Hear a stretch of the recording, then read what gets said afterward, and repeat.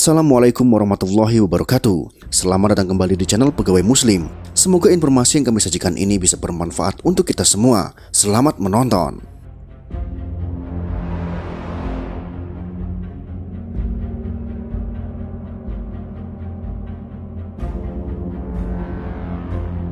Bumi yang kita pijak saat ini usianya sudah miliaran tahun, sebelum akhirnya dihuni oleh manusia pertama, yakni Nabi Adam alaihissalam. Bumi menurut ahli tafsir sudah ditinggali oleh beberapa makhluk. Makhluk apakah itu? Berikut ini telah Pegawai Muslim rangkum dari berbagai sumber. Mari kita simak videonya.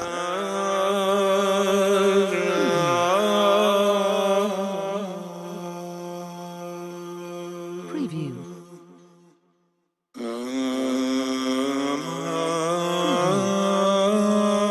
Mengenai penciptaan Adam, mayoritas ulama Islam percaya bahwa Adam dan Hawa telah diciptakan di surga, yang kemudian dipaksa ke bumi setelah mereka memakan buah yang terlarang.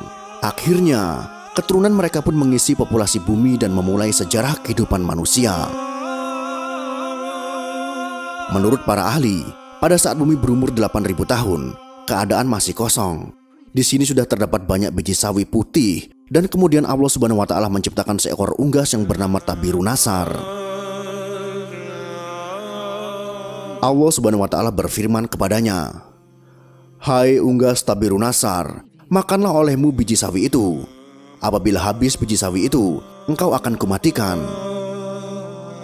Sang unggas pun memakan biji-bijian itu. Namun cara memakannya diatur. Pertama sehari 1 biji yang dimakan.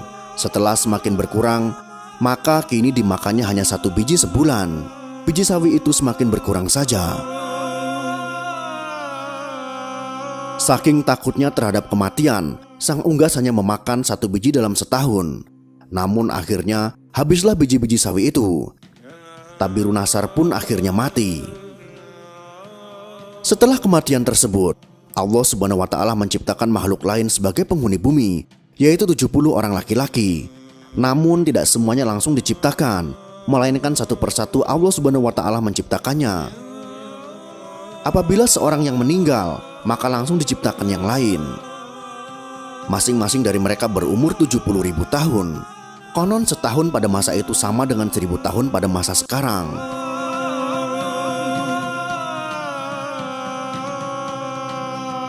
Tatkala telah mati 70 lelaki itu, kemudian Allah menciptakan jin. Allah berfirman, "Dan Dia menciptakan jin dari nyala api."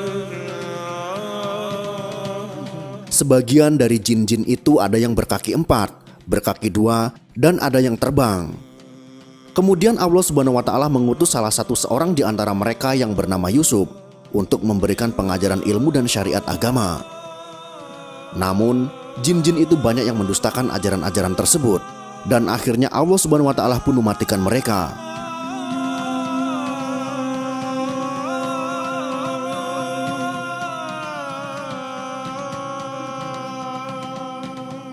Penghuni bumi berikutnya adalah suatu makhluk yang berpasangan. Rupanya seperti binatang dan keluar dari dalam neraka.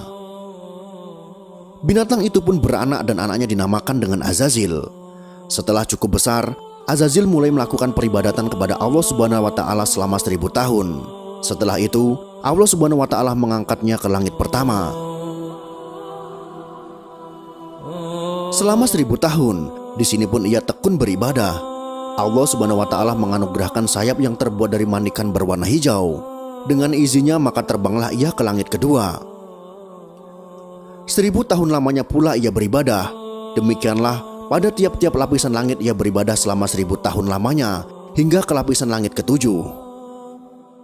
Sementara itu, di bumi saat itu sudah ada penghuni lainnya yang berasal dari bangsa jin bernama Jana. Hidup hingga 70.000 tahun lamanya, hingga lahir anak cucunya. Kata ahli tafsir yang lain, 18.000 tahun mereka mendiami bumi, kemudian mereka menjadi sombong dan kufur. Akhirnya Allah Subhanahu wa Ta'ala pun mematikan Jana. Sebagai gantinya adalah Banu Naljana. Ia mendiami bumi selama 18.000 tahun lamanya, hingga akhirnya ia juga dimatikan oleh Allah Subhanahu wa Ta'ala. Sementara itu di atas langit sana, Azazil bersama para malaikat masih khusyuk beribadah.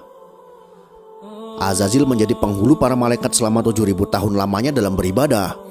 Hingga pada satu waktu, Azazil mengajukan suatu permohonan kepada Allah Subhanahu wa Ta'ala. Katanya, "Ya Tuhanku, 7.000 tahun hambamu ini berbuat kebaikan padamu dalam 7 lapis langit ini. Jikalau dianugerahkan olehmu, hambamu mohon hendak turun ke bawah ke langit ke-6, berbuat baik kepadamu. Pergilah engkau," tegas Allah Subhanahu wa Ta'ala.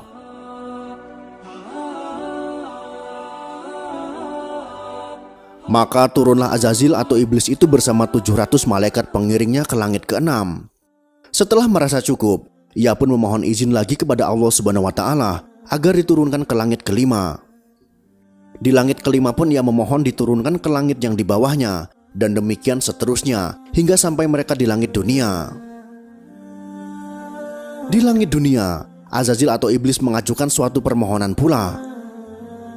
"Ya Tuhanku, hambamu hendak memohon turun ke bumi dengan para malaikat, bahwasanya hambamu hendak beribadah kepadamu di bumi itu.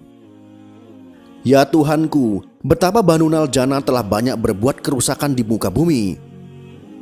Anugerahkanlah atas hambamu ini bersama para malaikat berbuat kebaikan kehadiratmu di muka bumi itu." Allah Subhanahu wa Ta'ala pun mengabulkan permohonan Azazil itu. Diturunkanlah ia bersama 700 malaikat yang mengiringinya untuk beribadah di muka bumi, setelah sebelumnya Banu Naljana dimatikan karena banyak berbuat kerusakan. Setelah 8.000 tahun lamanya beribadah, iblis mencoba mengemukakan ungkapan hatinya bahwa di muka bumi inilah ia begitu betah dan tidak ada tempat lain yang membuatnya betah seperti ini. Akhirnya iblis memohon agar selamanya ia berada di muka bumi untuk berbakti kepada Allah Subhanahu wa Ta'ala. Sampai pada satu waktu, Allah Subhanahu wa Ta'ala berhendak menurunkan suatu keterangan kepada Azazil. Firman-Nya, "Ingatlah ketika Tuhan berfirman kepada para malaikat, sesungguhnya aku hendak menjadikan khalifah di muka bumi." Mendengar firman Allah tersebut, iblis menjadi berduka karena perasaan dengkinya. Mereka para malaikat pun bertanya kepada Allah Subhanahu wa Ta'ala mengenai siapa yang akan menjadi khalifah itu. "Adam namanya," jawab Allah Subhanahu wa Ta'ala. Mereka pun berkata, "Mengapa engkau hendak menjadikan khalifah di bumi itu orang yang akan membuat kerusakan padanya? Padahal kami senantiasa bertasbih dengan memuji engkau dan mensucikan engkau." Allah Subhanahu wa Ta'ala berfirman, "Sesungguhnya aku mengetahui apa yang engkau tidak ketahui."